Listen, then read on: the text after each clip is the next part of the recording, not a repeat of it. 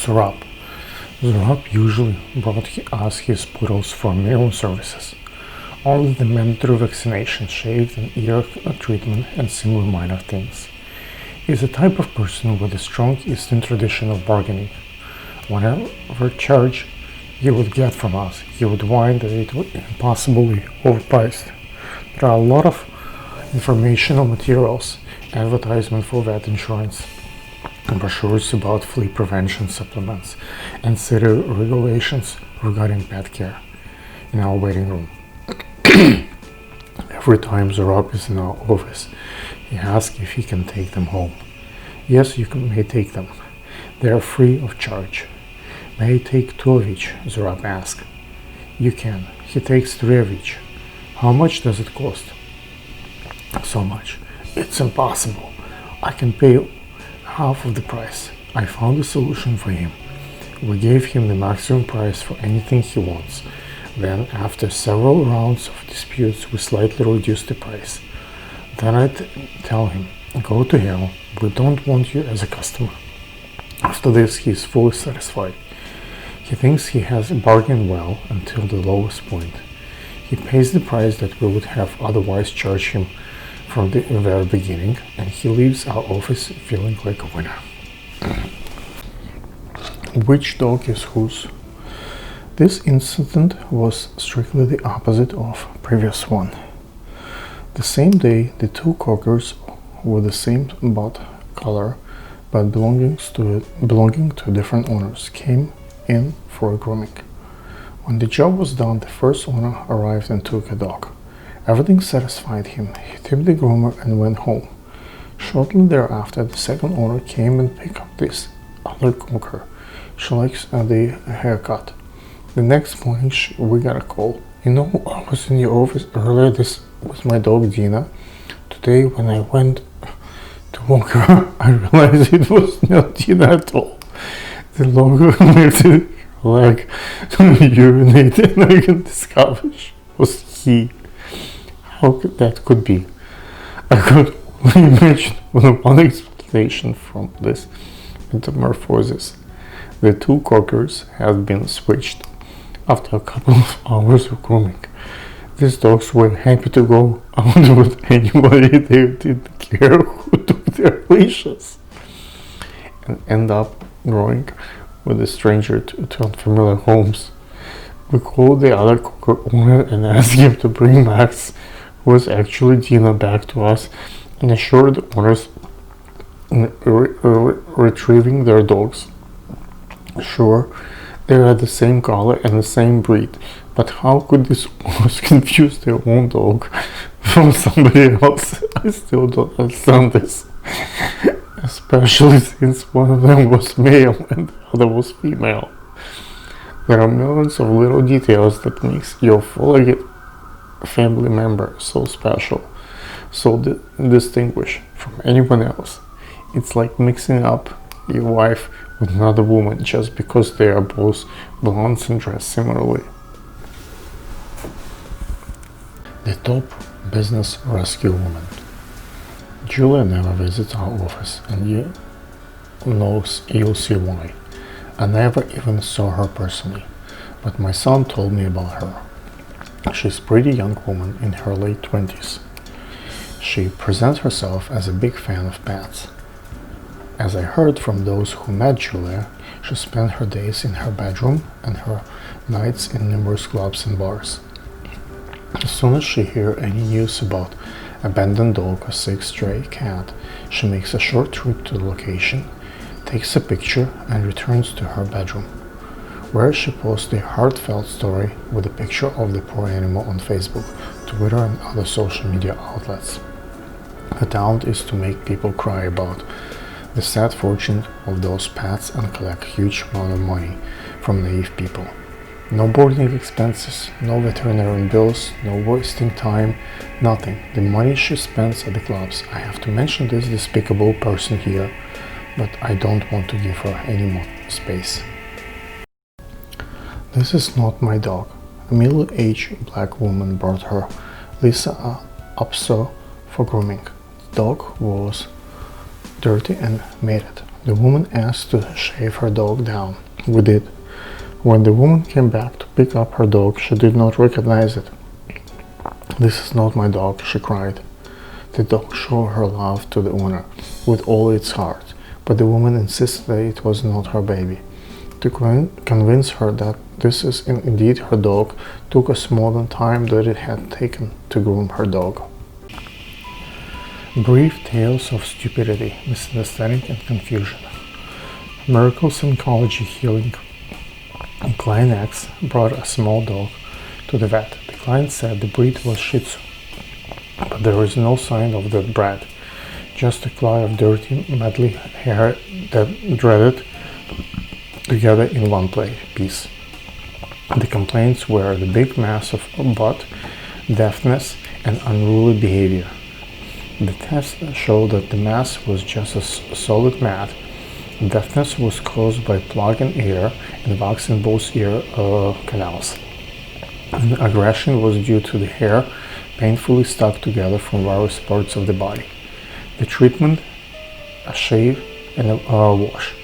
This so-called mass fell down to the floor with a sound like loud it had been made from the stone. As soon as dirty coat was removed, it could be referred as external mass removed. The dog became more and more friendly. We didn't even need to muzzle to finish the job. Souvenirs.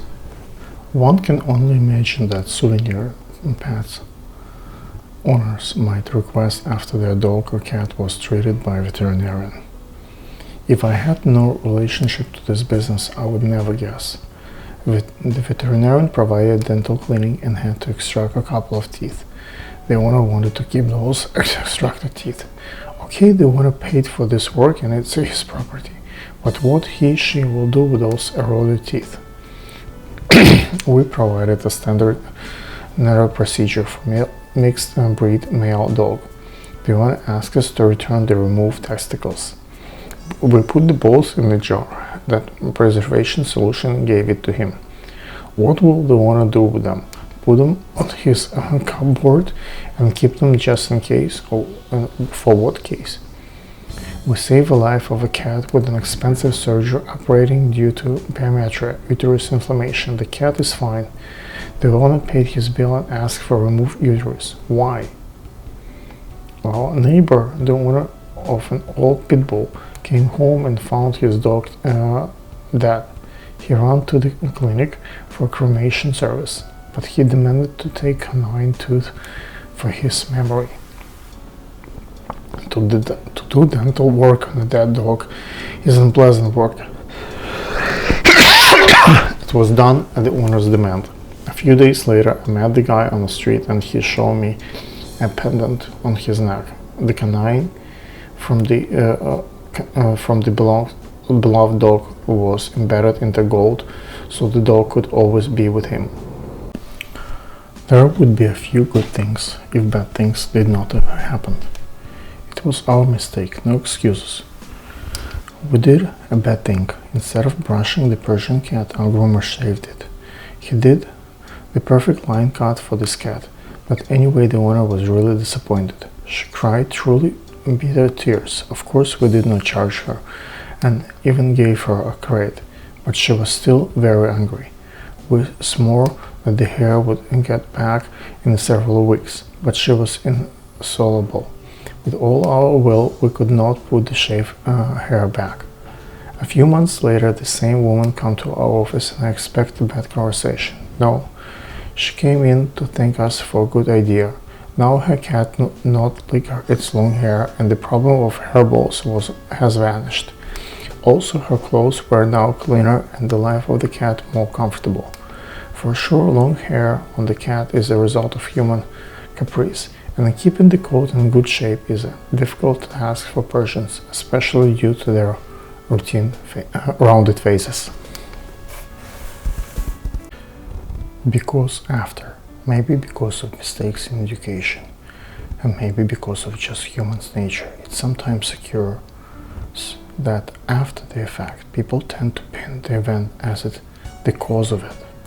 For some reason, nobody thinks there is a reasonable, casual relationship between yesterday's TV program and today's flea infestation in her dog. But to say that the flea had appeared on the dog a week after a visit to the grooming salon where we fight with fleas with professional strength, where the fault of grooming salon is perfectly logical. The owner will not take into account that since the grooming visit his dog has walked on streets, played in the play park, and met other animals in the neighborhood. He won't recall he forgot to take any anti-flea measures in his particular summer months, and will insist until the last minute that it's the groomer's fault. And this is not always an attempt to save some money. Usually, it's a sincere belief that anything that happened after the event happened because of it. And all dogs start limping as it is because the vet technician did something wrong while vaccinating it 3 days prior. The cat stopped eating, it must be because the groomer put soap in his mouth. A cat got an ear infection 3 days after our vaccination. Well, it certainly occurs because of the vaccination, and the doctor should take care of this problem as the follow-up for free because it's his fault.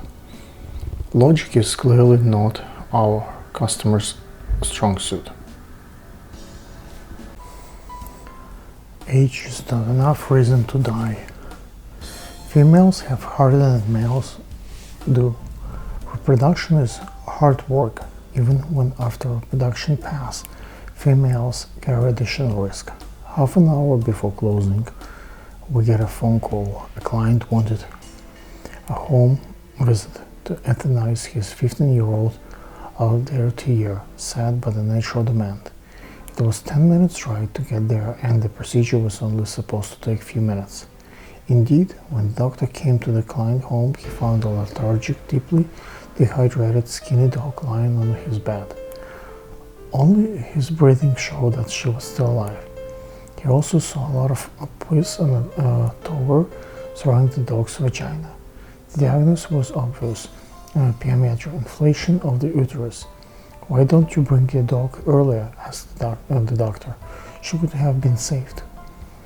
We figured it was just her age. Age is not a diagnosis. Nobody dies because of age. It's only disease, trauma, or abnormalities that can cause death. Even now we can try to save your cat. Oh, we would be glad to do so, please. The dog was brought to the hospital. The doctor and his assistant stayed a couple of hours later to perform surgery and to supervise the recovery. The recovery was not easy, but the 14-year-old Ardell was good. A few days later, the owner and the Ardell visited the doctor with flowers. 10 months later, the dog passed away peacefully in her home from a heart attack, but she got nearly another year added to her life, and the owner were thankful for the miracle that had prolonged the life of the family member.